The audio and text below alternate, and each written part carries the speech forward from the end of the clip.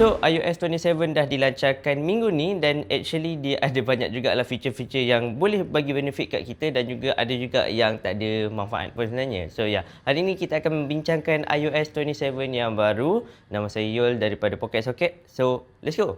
So, sedikit sebanyak berkenaan pasal iOS 27 ni. iOS 27 dah dilancarkan pada hari, rasanya dalam minggu lepas ataupun hari Isnin hari tu kot. Untuk macOS, selalunya diorang letaklah macam tahu ataupun nama-nama yang lain, nama pelik lah. So, untuk macOS 27 ni, dia dah dilancarkan dengan nama Golden Gate. Yes, dia punya advertise ataupun dia punya cara pelancaran hari tu agak lain sikit lah. Tapi tak apa, actually untuk kita yang tak selalu nampak hiburan dekat dalam techno punya dunia ni, actually ni baguslah. Saya actually agak terhibur jugalah sebenarnya. And also, kebanyakan influencer ataupun tech influencer macam tu, dia cakap yang iPhone 11 tak dapat iOS 27. Malang sekali. iPhone 11 adalah anak emas kepada Apple. Yes, actually iPhone 11 dan ke atas actually dapat support daripada Apple untuk iOS 27. And actually untuk full 5 tahun yang dapat update setiap tahun ni, actually agak impressive tau, sebab Samsung actually dia tak bagi apa-apa update untuk S21 dia dah.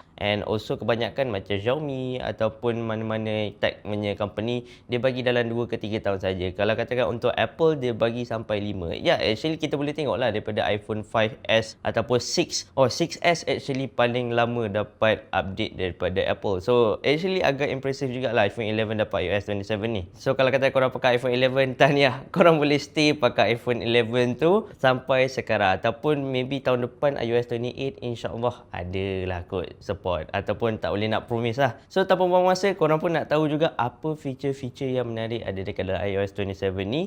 So let's go. So first off, kita ada Liquify punya UI. Yes, Apple actually dah introduce Liquify punya UI ni pada iOS 26 hari tu. And kebanyakannya agak boleh katakan buatkan phone kita lag ataupun panas lah. Ya, actually kalau korang tengok thread ataupun mana-mana Facebook, korang actually akan nampak orang report dia iPhone 13 diorang dah start panas sebabkan 26.5 beta punya update hari tu. Yes, so disebabkan update tu, diorang punya phone dah start lag and also tenang panas macam itulah. Tapi berita baik kepada semua pengguna-pengguna iPhone 11, 12 dan juga 13, korang actually boleh navigate ataupun customize korang punya UI transparency ataupun Liquify punya effect tu lah. So actually dekat iOS 27 ni, korang boleh je customize korang nak nampak transparent ataupun tak nampak sangat. So korang boleh lah elakkan daripada korang punya phone cepat panas ataupun lag semua tu ha. Sebab actually Liquify punya effect ni dia makan banyak CPU punya usage. Yes, saya pernah pakai iPhone 11 and also saya pakai Liquify punya tu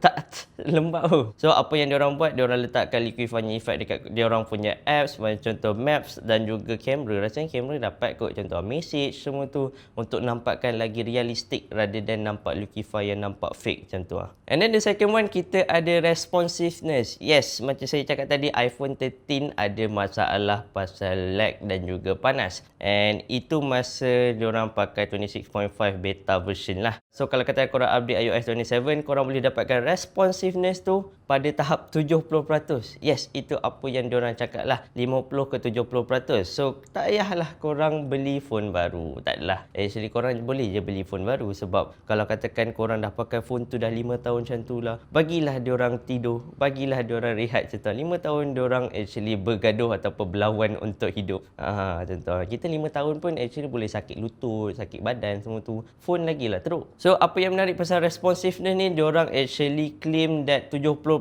lagi laju kalau kata korang nak load gambar-gambar daripada iCloud ataupun daripada phone korang. So kalau kata korang jenis tangkap gambar sampai 20,000, 30,000, even 50,000 gambar dan video, korang actually boleh je load video dan juga gambar tu sepantas mungkin. 70% lagi pantas daripada iOS 26. Yes, itu apa yang diorang claim lah. And also kepada pengguna-pengguna MacBook ataupun pengguna-pengguna yang pakai AirDrop lah, macam saya sendiri, saya guna AirDrop untuk saya punya kerja. Actually diorang claim yang 80% dia punya speed AirDrop tu lagi tinggi daripada iOS 26. So kita tengok dulu macam mana. Nanti saya akan install iOS 27 dekat saya punya iPhone 14 Pro Max, sebab saya tak ada iPhone 17 Pro. Kalau kata korang ada duit, boleh je bagi saya. Jangan risau, saya boleh review nak cium lutut pun boleh juga, jangan risau. So actually agak bagus jugalah sebenarnya kalau katakan untuk pengguna-pengguna AirDrop ataupun even orang-orang yang pakai AirDrop, macam member-member korang tengah selfie, tengah tak gambar semua tu and minta AirDrop, tak adalah kena tunggu download lama. Yes, saya pernah AirDrop gambar-gambar ambil masa 10 minit semata-mata untuk download gambar-gambar dan video tu je. Semua orang tengah naik baran, saya pun tengok je lah. Dia main pusing-pusing. Dah done macam tu. Tengok-tengok, AirDrop fail. So next one, diorang pun dah improvekan diorang punya Apple Intelligence, yang di mana yang actually diorang dah improvekan diorang punya generating image lah. So kalau kata korang nak remove background ataupun remove barang-barang ataupun tangan lah senang cerita.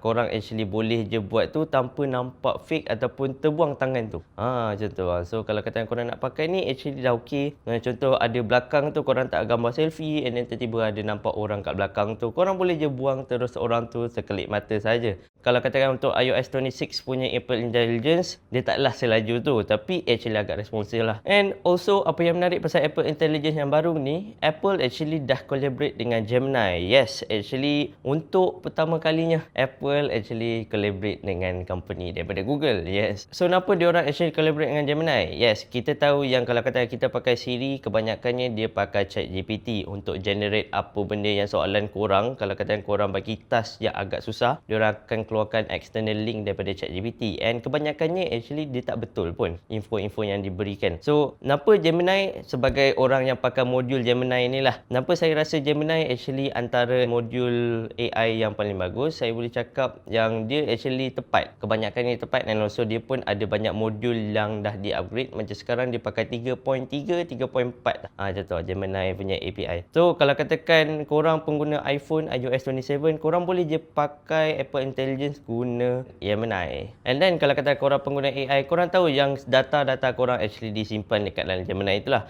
Tapi tak apa, jangan risau. Untuk pengguna iOS 27, korang punya data store dekat dalam iCloud saja. Dia tak masuk dekat dalam Gemini punya server semua tu. So the next one ni actually bersangkut paut lah dengan Apple Intelligence, iaitu Siri app. Siri sekarang dah tukar menjadi Siri AI. Yes, dia pakai modul daripada Gemini. So actually kalau kata korang tanya soalan mana-mana semua tu, dia akan communicate dengan Gemini jugalah. So kalau kata korang tanya soalan susah-susah, dia akan straightforward masuk ke dalam Gemini, and also dia bagi jawapan terus. Taklah korang kena tekan external link macam korang buat sekarang dekat iOS 26. Korang kena tekan external link ChatGPT tu. So yes, actually ni agak bagus lah, convenient, sebab kita nakkan information tu sekarang. Nak urgent semua tu. So kalau kata korang tekan external link, masa tu tata internet lembab ke apa ke, dia akan jadi masalah. So menggunakan Gemini punya modul di dalam Siri AI ni agak menarik, and also agak ni lah, buatkan kerja kita lagi senang. And also Siri pun dah ada app sendiri, iaitu Siri app, yang di mana kalau katakan korang nak tengok history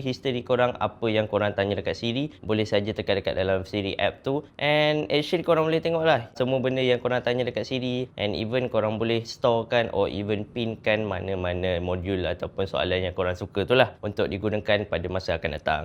And lastly, ini adalah benda yang paling saya suka sebagai peminat videographer dan juga fotografer, iaitu reframe. So yes, kalau katakan korang peminat videographer ataupun fotografer, korang boleh je tangkap gambar, korang boleh je tangkap gambar dekat mana-mana angle, and then dia akan gunakan spatial awareness yang ada dekat dalam iPhone tu, and then dia akan tukar angle muka korang ataupun tukar angle barang-barang ataupun subjek-subjek korang tu dekat dalam angle yang lain. Macam contoh korang tak gambar daripada tepi ni, nanti dia boleh je tukar ke arah depan. Macam tu. Which is agak menarik jugalah sebenarnya, sebab kita tak tahu actually kita sukakan angle tu ke tak, ataupun untuk orang-orang yang tak pernah tak gambar ataupun orang-orang yang jenis tak pernah tak gambar, korang actually boleh je tukar dia punya angle kalau katakan kawan korang tak suka macam tu. Sebab kebanyakan orang macam perempuan lah, dia orang actually ada macam angle-angle yang dia orang suka. Macam tu, ada orang angle kiri, ada orang angle kanan macam tu. So korang boleh je tukar menggunakan reframe by iPhone, by iOS 27. Kalau katakan korang suka iOS 27 ni, korang boleh je update sekarang ataupun korang boleh tunggu update kalau katakan korang punya iPhone model dah keluar. So itu saja untuk hari ini. So kalau kata korang suka video ni, leave like, share dan juga komen. Jangan lupa subscribe untuk dapatkan lagi info-info yang menarik dekat dalam dunia teknologi. Nama saya Yul daripada Pocket Socket. Assalamualaikum dan bye-bye.